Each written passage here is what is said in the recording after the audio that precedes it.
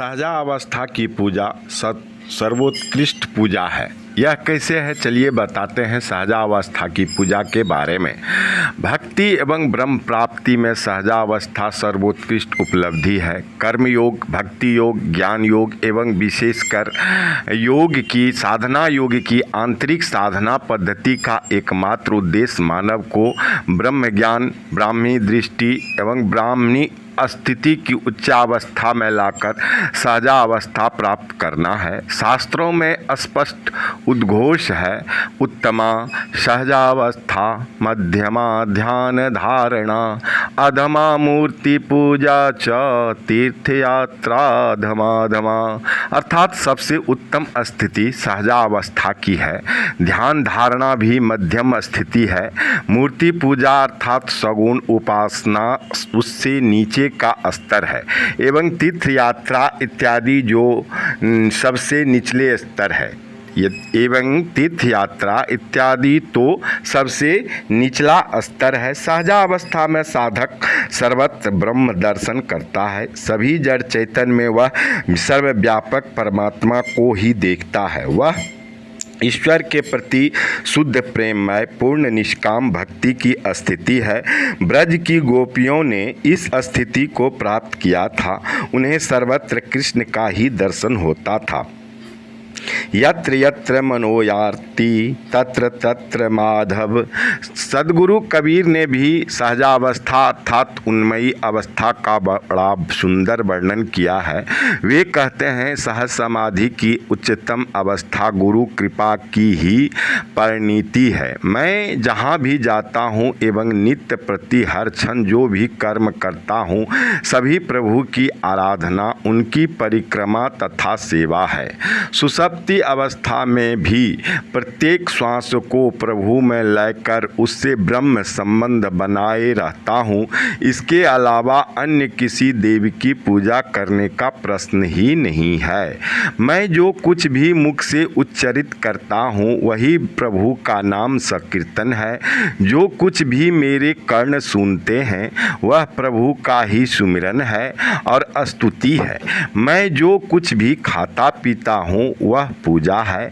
मैंने मेरा तेरा का बंधन इत्यादि द्वैत भाव का पूर्ण त्याग कर समभाव अर्थात अद्वैत भाव को प्राप्त कर लिया है।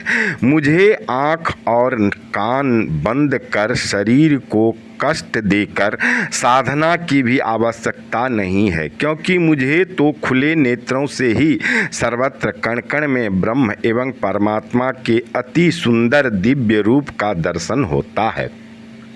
हर क्षण हर पल मैं प्रत्येक श्वासन प्रश्वसन के साथ दिव्य प्रणव नाद सुनता हूँ। हर पल यही स्थिति बनी रहती है। यही है सहजावस्था की उच्चतम स्थिति, जिसमें एकमात्र सत्य परमात्मा के सिवा दूसरा कोई अस्तित्व ही नहीं है। यह ज्ञान और भक्ति का पूर्ण समन्वय है। निर्गुण और सगुण का एकाकार है। ज्ञान के अभाव में भक्ति अंधी है और भक्ति के अभाव में ज्ञान पंगु एवं निष्क्रिय। भक्ति और ज्ञान को भिन्न भिन्न नहीं माना जा सकता। वास्तव में ज्ञान भक्ति की ही परिणति है। श्रीमद् भागवत में भगवान कृष्ण और उद्धव जी का गोकुल गमन के संबंध में एक सुंदर प्रसंग है, ध्यान से सुनिएगा। उद्धव जी निर्गुण ब्रह्म के आचार्य थे एवं गोपियां शुद्ध प्रेम लक्षणा सगुण भक्ति की। उद्धव जी की निष्ठा ज्ञान में थी और गोपियों की निष्काम प्रेम में। प्रेम के बिना ज्ञान सूक्ष्म है। मात्र ज्ञान अलौकिक आनंद नहीं देता जब तक कि अर्जित ज्ञान को प्रभु के प्रति दिव्य निष्काम प्रेम के क्रियात्मक रूप में न ढाला जाए।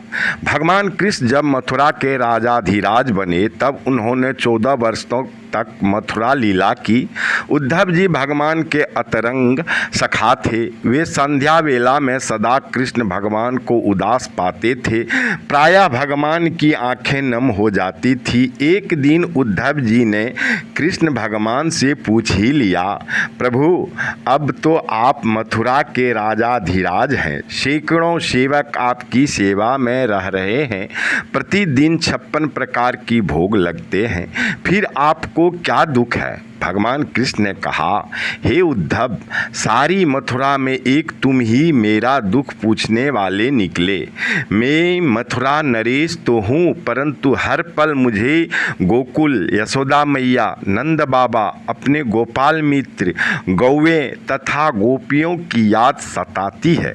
जो प्रेम एवं स्नेह मुझे गोकुल में सबसे प्राप्त होता था, वह मुझे यहाँ प्राप्त नहीं है। गोकुल में भी सभी मुझे स्मरण कर रुदन करते होंगे। मैं भी ब्रज को भुला नहीं पा रहा हूँ। यह सुन उद्धव जी ने कहा कि अब आप मथुरा के राजा हैं और आपको गोकुल की बीती बातों का स्मरण कर दुखी होना शोभा नहीं देता। आपके लिए उन सबों को भूल जाना ही उचित है। यहाँ पर उद्धव जी का सूक्ष्म अहंकार परिलक्षित होता है।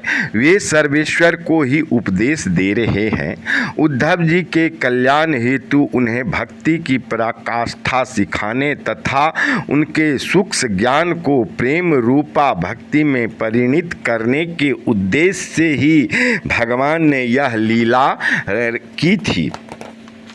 भगवान ने कहा, मैं गोकुल को कदापि भूल नहीं सकता, क्योंकि वे सभी मुझे हर पल प्रेम पूर्वक याद करते हैं। हाँ, उनको भूलने का एक उपाय है। अगर वे सभी मुझे भूल जाए तो मैं भी उन्हें भुला सकता हूँ। हे उद्धव, तुम गोकुल जाकर उन सबों को वेदांत का उपदेश देकर निर्गुण ब्रह्म की उपासना में लगा दो। ऐसा होने पर वे मुझे भूल जाएंगे और मैं उन्हें। उद्धव जी ने कहा, मुझे वहां जाने में आपत्ति नहीं है, परंतु गांव की अनपढ़ गोपियां मेरे वेदांत के सिद्धांत को भला क्या समझ पाएगी। श्री कृष्ण गोपियों की बुराई सहन न कर सके और बोले, मेरी गोपियां अनपढ़ नहीं है, ज्ञान से परे हैं। वे प्रेम की साक्षात मूर्ति है। उनका जीवन और प्राण मैं ही हूँ। मेरे लिए उन्होंने सर्वस्व त्याग कर दिया। उद्धव, मेरी गोपियों को ज्ञान की एवं तुम्हें प्रेम की आवश्यकता है। अतः तुम मेरा संदेश लेकर गोकुल जाओ और नम्र बनकर गोपियों को नमन करना। प्रभु की आज्ञा के अनुसार उद्धव जी ने ब्रज के लिए प्रस्थान किया। वृंदावन प्रेम भूमि है, दिव्य भूमि है। वहाँ जाकर वे सर्वप्रथम नंद बाबा से मिले और उन्हें कृष्ण का संदेश दिया। नंद बाबा ने पूछा, कन्हैया यहाँ कब लौटेगा? मुझे तो लगता है वह मथुरा गया ही नहीं है। मैं उसे यहाँ पालने में सोया देखता हूँ। कल देखा कदम की डाली पर बांसुरी बजा रहा था। यमुना में स्नान करने जाता हूँ तो वह मेरे पीछे पीछे जाता है। वह मुझे घर के कोने कोने में दिखता है। उद्धव जी उलझन में पड़ गए कि इन्हें मैं क्या उपदेश दूँ। इन्हें तो पालने में घर में, वन में, यमुना तट पर एवं कदम की डाली पर हर जगह कृष्ण ही दिखाई पड़ते हैं। मैं ब्रह्म की सर्वव्यापक का उपदेश होकर भी आज तक ऐसा अनुभव कभी नहीं कर पाया। ऐसी ब्राह्मी दृष्टि प्राप्त नंद जी को मैं क्या उपदेश दूं? इसी बीच यशोदा जी ने भी आकर अपनी व्यथा बतलाते हुए कहा कि उन्हें भी लगता है कि कन्हैया उनकी गोद में बैठकर माखन खा रहा है। नंद और यशोदा की ब्रह्म ज्ञान की स्थिति देख उद्धव जी का आधा अभिमान उतर गया। प्रातः जब यमुना स्नान हेतु गए तो गोपियों के दर्शन हुए। गोपियों का वार्तालाप सुनकर उद्धव जी को लगा कि बड़े बड़े संत और योगी समाधि लगाकर संसार को भूलने का प्रयास करते हैं, फिर भी उन्हें सफलता नहीं मिलती है और गोपियां संसार को याद ही नहीं कर सकती, क्योंकि वे एक पल के लिए भी कन्हैया को भूल नहीं पाती है। उद्धव जी ने गोपियों से कहा, मैं तुम्हारे मथुरावासी कृष्ण का सखा उद्धव हूँ और उनका संदेश लाया हूँ। यह सुन गोपियों ने उत्तर दिया, तुम थोथे पंडित हो। जो कृष्ण को मथुरावासी कहते हो वह तो सर्वत्र है, कण कण में व्याप्त है। वह देखो, उस कदम की डाली पर बैठकर कन्हैया बांसुरी बजा रहा है। अगर तुमने वास्तव में कृष्ण का दर्शन किया होता तो उन्हें मथुरा में ही छोड़कर नहीं आए होते, अथवा तुम्हें यहाँ भी कृष्ण के दर्शन होते। उद्धव जी जब गोपियों को निर्गुण ब्रह्म की उपासना का उपदेश देने लगे तो गोपियों ने कहा, वह तुम्हें ही मुबारक हो, हम तो हर पल कृष्ण प्रेम में ही तन्मय रहती हूँ, वह सदा हमारे साथ ही रहते हैं। हमारे पास एक ही तो मन है जिसे हमारा श्याम सुंदर उड़ा ले गया है। उस नंदन के सिवा हमारा कोई अन्य ईश्वर नहीं है। राधा जी से मिलकर उद्धव जी ने उन्हें वंदन कर कहा, मैं मथुरावासी कृष्ण का अनन्य मित्र हूँ और उनका संदेश लाया हूँ। यह सुन राधा जी ने उद्धव से कहा, तुमने प्रभु को ठीक से पहचाना ही नहीं है। ज्ञान और शास्त्र की बड़ी बड़ी बातें कर उन्होंने तुम्हें छला है। यदि तुम्हें वास्तविक ब्रह्म ज्ञान एवं साक्षात्कार हुआ होता तो तुम उन्हें सिर्फ मथुरावासी के रूप में नहीं जानते, वह तो कण कण में व्याप्त है। तुमने शास्त्रों का अध्ययन किया, निर्गुण ब्रह्म की उपासना की, परंतु कोरे की ही रह गए। शास्त्रों में डूबे तो गए परंतु मोती न पा सके। मुझे तो सर्वत्र कृष्ण ही नजर आते हैं। यह तो प्रेम नगरी है जहाँ एकमात्र कृष्ण ही बसते हैं। हम गांव की अनपढ़ गोपियाँ तुम्हारे ब्रह्म ज्ञान को क्या जाने, परंतु मुझे तो अपने प्रत्येक श्वास में, हृदय में, शरीर के रोम रोम में कृष्ण की ही अनुभूति होती है। अनपढ़ गोपियाँ सुनकर उद्धव जी का रहा सहा ज्ञान गर्भ भी चूर हो गया, क्योंकि अनपढ़ गोपियों का प्रसंग मथुरा में भगवान श्री कृष्ण के समक्ष उद्धव जी ने कहा था, जिसे ब्रज में रहकर भी श्री राधा जान गई। उन्होंने राधा जी का पुनः वंदन करते हुए अपने सूक्ष्म ज्ञान से ओतप्रोत बुद्धि में प्रेम लक्षणा भक्ति दान हेतु अनुनय किया। राधा जी ने उन्हें प्रेम लक्षणा भक्ति का ज्ञान देते हुए बतलाया कि राधा कृष्ण दो नहीं एक हैं, वे अभिन्न हैं। राधा जी ने बांसुरी बजाई तो राधे गोविंद की सुरीली तान वह बह चली।